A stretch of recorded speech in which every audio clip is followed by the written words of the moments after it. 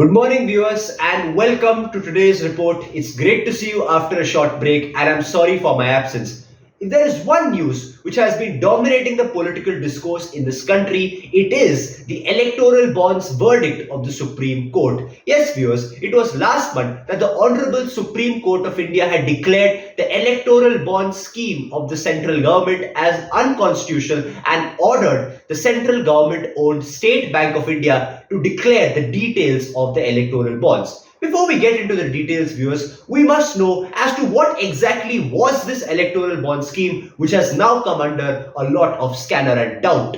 This scheme was introduced in the year 2017 and it served as a source of funding for all political parties. In this, businessmen, corporate entities or any other private entities could supply or donate unlimited amount of money to all political parties anonymously. What does this mean? It means that the public was not to be informed and made aware as to who was funding which political party in what amount. That is the point, viewers, which has come under a lot of question now, with the Supreme Court of India declaring that in a democracy, it is the fundamental right of a voter to know as to who is funding which political party and in what amount. And for all these financial transactions which took place, it was the State Bank of India which served as a source for the transaction.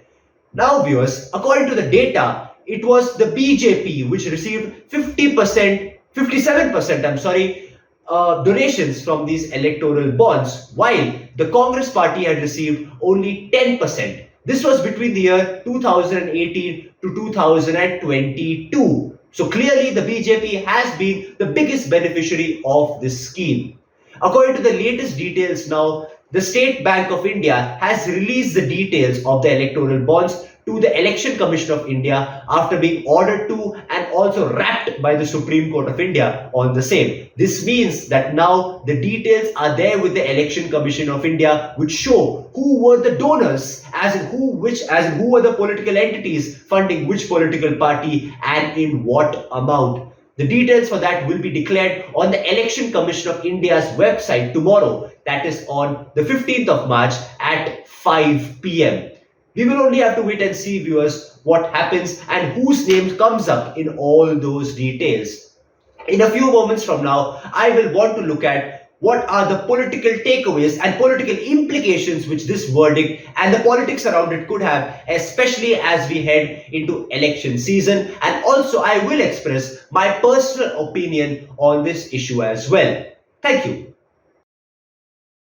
Welcome back, viewers. Now, when it comes to my personal opinion on this entire electoral bond saga, I fully agree with the verdict of the Supreme Court. This is because, viewers, as someone who believes in transparency, I believe transparency is imperative for any kind of democratic process that takes place in a country. Especially, viewers, when it comes to election, we all know that money plays a very important role in trying to influence the minds of voters, as well as the massive political activity which takes place in the form of rallies, roadshows, as well as social media marketing. And therefore, it becomes imperative for the viewers to know, for the voters to know as to who is funding which political party in what amount. Another reason why that becomes critical is because the Election Commission of India has declared a specific amount of money or a threshold which no political party can cross when it comes to its spending as part of its political campaign.